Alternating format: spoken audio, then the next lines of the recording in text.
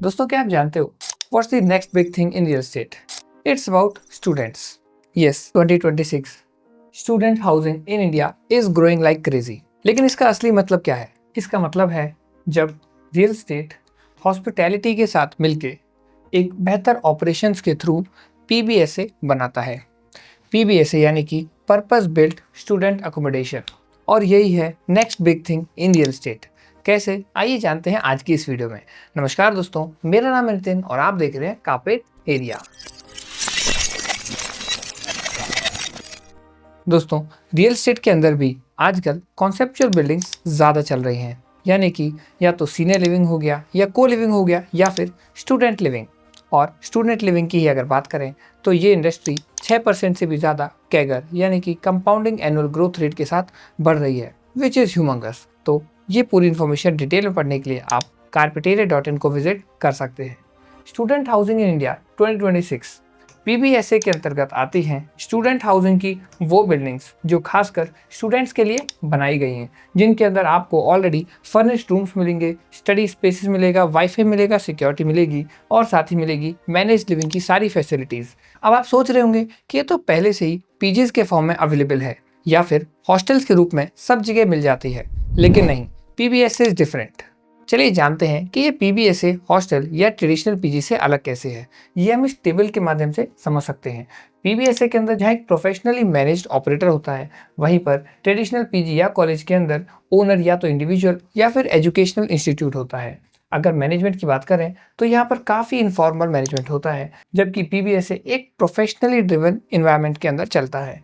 Traditional PG और college की comparison में पीबीएसए बेटर फर्निश्ड होता है।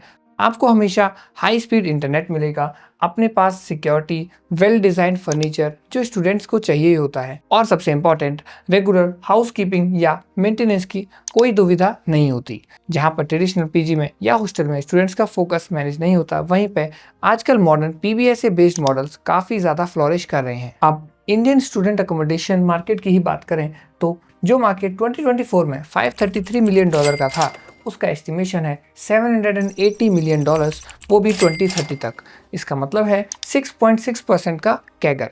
और ये मैं नहीं, सीबीआरई, कॉयलर्स, ग्रैंड व्यू रिसर्च और टाइम्स ऑफ इंडिया की रिसर्च रिपोर्ट बताती है। पर ऐसा क्या है जो स्टूडेंट हाउसिंग को इतना सक्सेसफुल बना रहा है?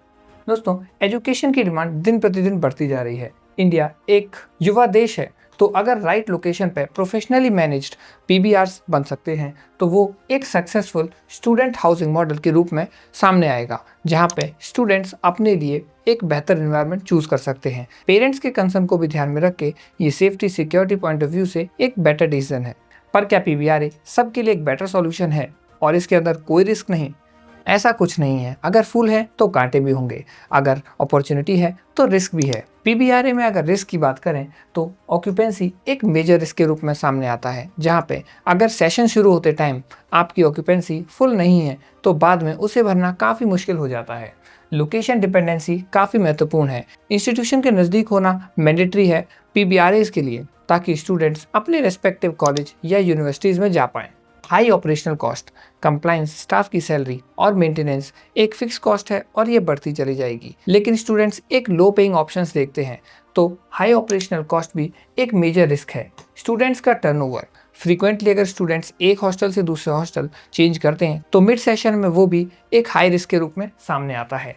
लास्ट में कंपटीशन, अगर आपका एक मॉडल सक्सेसफुल है तो आपके कंपेटिटर्स को उस मॉडल में अडेप्ट करने में ज़्यादा टाइम नहीं लगेगा, और ऑपरेटर की क्वालिटी भी एक क्वेश्चन मार्क बन जाती है, क्योंकि प्रॉफिट मैक्सिमाइज करने के लिए ज़्यादातर कॉम्प्रोमाइज फैसिलिटीज़ के साथ किया जाता है। पर अगर पीबीआरएस एक अच्छी प्रॉपर्टी, एक अच्छे इंफ्रास्ट्रक्चर, एक अच्छी ऑक्यूपेंसी, एक अच्छी रेंटल इनकम और एक अच्छी मैनेज सर्विसेज के साथ अच्छे तरीके से ऑपरेट किया जाए तो ये एक सक्सेसफुल मॉडल के रूप में सामने आ रहा है। अगर आपके नज़दीक भी कोई एक ऐसा ऑप्शन है तो उसे कमेंट बॉक्स में लिखना ना भूलें। मिलते हैं अगली वीडियो में सिर्फ कार्पेट एरिया पर।